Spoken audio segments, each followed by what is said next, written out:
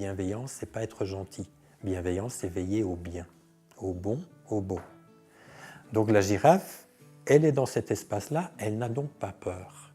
Quand j'ai de la bienveillance autour de moi et que je peux compter sur cette bienveillance, je ne suis plus dans de la peur, je suis dans de la confiance. Et quand je suis en confiance, alors je peux voir le monde autrement.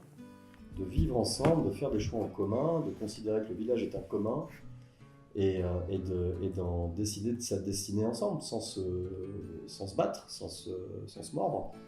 Pour moi, c'est ça qu'il y a derrière le terme de démocratie, et c'est juste ça. Je pense qu'en véhiculant du positif, tu fabriques du positif. Et que toutes ces infos négatives, en fait, qui nous parlent de la fin de l'industrie, de la fin de ceci, de la fin de cela, bah, c'est anxiogène, c'est négatif, ça nous atteint. D'où l'idée de parler de positif. Ça fait du bien, en fait, de partager du positif. C'est bien beau de faire des collectifs. Il faut être très attentif, pas naïf, et très attentif sur quel terrain on construit comme les architectes.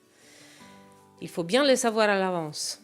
Un sol humain, c'est d'abord de vérifier la confiance qu'il y a entre nous. Est-ce que notre collectif est solide? Et pour construire de la solidité, il faut d'abord qu'on crée de la connexion, qu'on soit en sécurité, d'être sûr qu'on peut se dire nos vérités et que ça tient la route. Parce que quand on sera dans le projet, il y aura peut-être des moments où ça va un peu secouer et où ça risque de tout fragiliser. Alors que si on est déjà construit sur des fondations solides entre nous, avec un sol, et ça demande de prendre du temps, avant de se lancer tête baissée dans le projet, de prendre du temps de construire le sol, le terrain, le terreau, les stabilités des fondations. Tout ce qui par la suite ne sera plus dans le visible. Être capable de poser des choses très simples, avec des objectifs tenables, et qui permettent à chacun justement d'être en capacité, puisque c'est un problème qu'on a sur le fond de ce nous, il n'est pas en capacitant. Dans la construction, il peut y avoir aussi une phase de déconstruction, parce que les éléments qui composent le nous, ce sont une addition de jeux, mais ces jeux ne sont plus les mêmes, puisque vous avez construit un nous.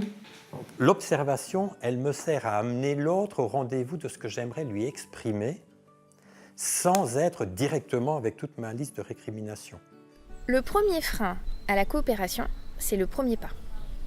C'est quel premier pas je peux engager, sans connaître l'autre, sans prendre trop de risques et en même temps suffisamment intéressant pour l'autre pour engager la conversation et l'échange. Il y a cette espèce de principe de se dire, une fois qu'on a fixé notre étoile, on se pose la question du premier pas hyper pragmatique sur lequel on a de la puissance. Et ce premier pas-là, il nous emmène dans la direction de notre étoile. Mais à aucun moment, la finalité n'est l'étoile. L'enjeu, c'est ce que tu décides de mettre au centre. Et quand tu sens que tu es décidé par ce que tu as mis en marche comme mouvement, bah, ça ne marche plus. C'est tellement plus facile d'être dans un modèle pyramidal derrière un chef qui vous dit ce qu'il faut faire, c'est tellement rassurant, ça correspond tellement à notre mode d'éducation, à notre culture. Il va falloir tellement des générations pour passer à autre chose. C'est tout ça qui est compliqué, en fait. C'est compliqué parce qu'on vient d'un moment de notre histoire où on a été très individualiste, donc on ne sait plus comment faire. Donc l'idée, c'est de redonner les moyens de coopérer. Et pourquoi coopérer ? Pour co-créer les solutions pour maintenant et pour demain. Aussi longtemps qu'il y a des gens qui contribuent et qui compensent les gens qui quittent, le système peut continuer. Et en plus, le fait on est dans la non-rivalité ou même l'anti-rivalité, ça veut dire que une fois qu'on a construit cette ressource, puisqu'on peut la dupliquer à très très bas prix, en fait, elle devient universelle.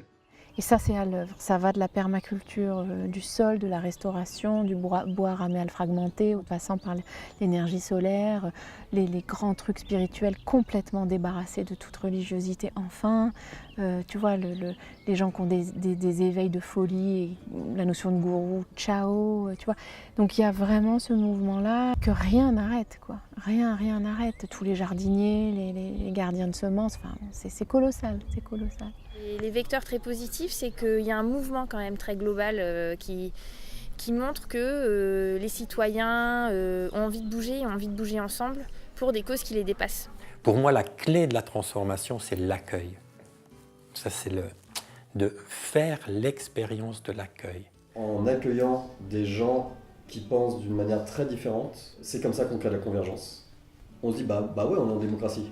Ouais. Donc c'est là la force de cette idée, c'est qu'à la fois elle est évidente et à la fois elle est totalement à l'opposé de tout ce qu'on vit en termes de démocratie locale et nationale. On est si différents que ce serait quand même incroyable qu'on ne puisse pas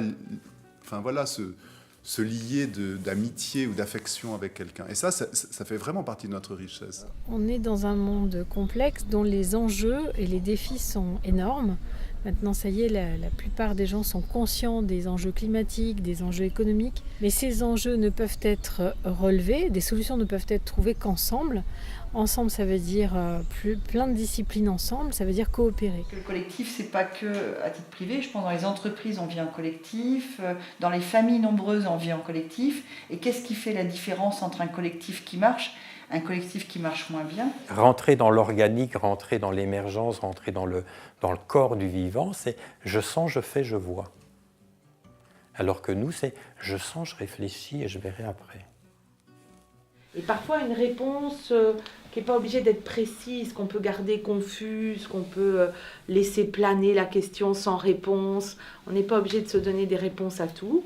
Et de la même manière, surtout ne cherchez pas à challenger, c'est-à-dire ne cherchez pas à réussir tout, à tout faire.